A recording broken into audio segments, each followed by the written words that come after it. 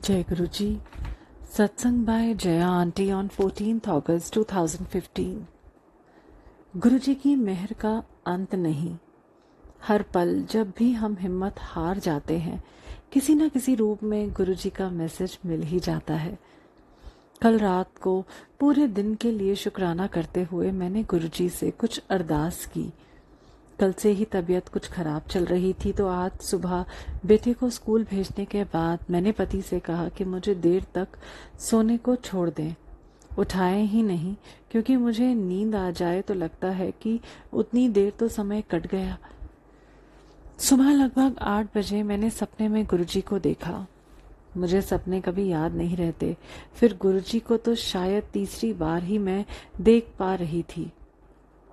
गुरुजी आते ही नहीं हैं मेरे सपने में। गुरुजी बड़े से हॉल में गद्दी पर बैठे हुए थे। खास बात यह हुई कि पहली बार गुरुजी ने मुझे झप्पी दी, जिसे मैं फील कर पा रही हूँ। कुछ पूछा, मुझे इनडायरेक्ट मैसेज दिया, फिर कहा ठीक है अब जाओ, नर्स आ रही है। देखा तो 2 लेडीज आ रही थीं, पर वो आज के नर्स के जैसे कपड़ों में नहीं थे। उठते ही सपना याद आ गया। नाम याद दिलाया कि किससे बात करनी है जो मुझे मेरी अरदास के बारे में समझाएगा, पर नर्स की बात समझ नहीं आई। बाईं हाथ पर एक जगह नस में ऐसा दर्द हो रहा था कल से ही, जो आज ऐसा दर्द दे रहा है जैसे इंट्रावीनस इंजेक्शन लग रहा हो। वहां काफी समय तक छूने से भी दर्द करता है। मैंने संगत से शेयर किया था कुछ दिन पहले, जब मेरी तबीयत इतनी बिगड़ गई थी कि रात को हॉस्पिटल ले जाने की नौबत आ गई थी। पर हमारा गुरुजी पर विश्वास ऐसा है कि मैंने थोड़ी देर रुक कर देखने के लिए कहा था। मुझे एहसास हो जाता है कि ऐसी हालत में गुरुजी मुझे देखने आएंगे ही, और 5 मिनट के अंदर एक खास पोज में सो रही थी मैं। सुबह तक उठी ही नहीं, और ना ही मुझे बीच रात में कोई ऐसी तकलीफ हुई जिससे नींद टूटे। हाँ, एक बात जरूर हुई, उस दिन के बाद मेरा स्वाद धीरे धीरे खत्म हो गया। भूख बंद हो गई। होम्योपैथिक दवाई ले रही थी, सोचा शायद उसके कारण ही है। पर जब आज गुरुजी ने कहा कि जाओ नर्स आ रही है, तब समझ आया कि मेरा तो ट्रीटमेंट गुरुजी के हॉस्पिटल में चल ही रहा था है। ये वो दुनिया है जिसे हम देख नहीं सकते, पर गुरुजी की शरण में जब से आए हैं, ऐसे ऐसे इलाज और ऑपरेशन के बारे में देखा, पढ़ा और सुना, जो सिर्फ हमारी कोरी कल्पना लगती है, पर हर बार कोई न कोई निशान सबूत के तौर पर दिखाया जाता है।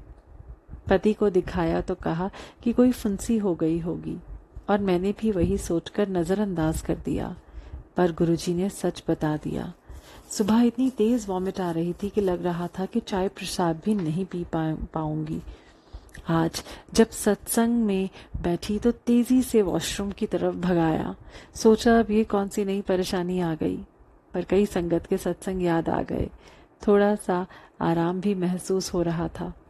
कुछ देर पहले कहा कि गुरुजी क्या लिखूं ऐसे हाल में, मैं शांत ही नहीं हो पा रही हूं, तो कनेक्ट भी नहीं हो पा रही हूं।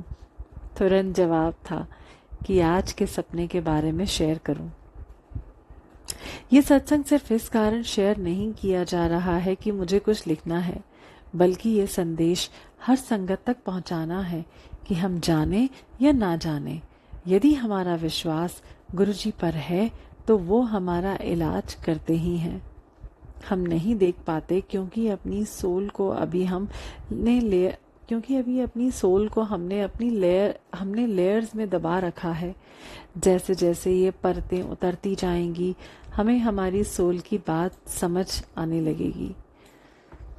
मुझे हर वक्त एहसास है कि मैं एक आम संगत हूँ, और यदि मैं इन घटनाओं को देख सकती हूँ, महसूस कर सकती हूँ, तो सभी संगत एक दिन ऐसे ही फेज में आएंगी। यात्रा सबकी जारी है। गुरुजी की मेहर तो सब पर है ही। कभी भी ऐसा वक्त आ सकता है जब हम वो देख पाएंगे जिसके बारे में अभी तक बस पढ़ते ही आए हैं।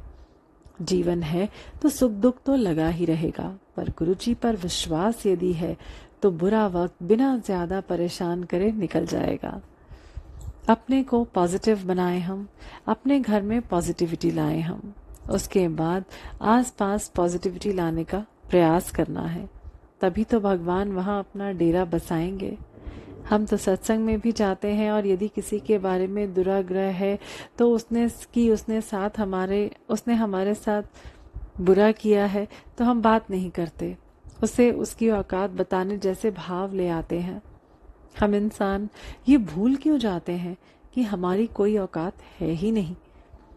हम क्या किसी को गलत या सही ठहराएंगे?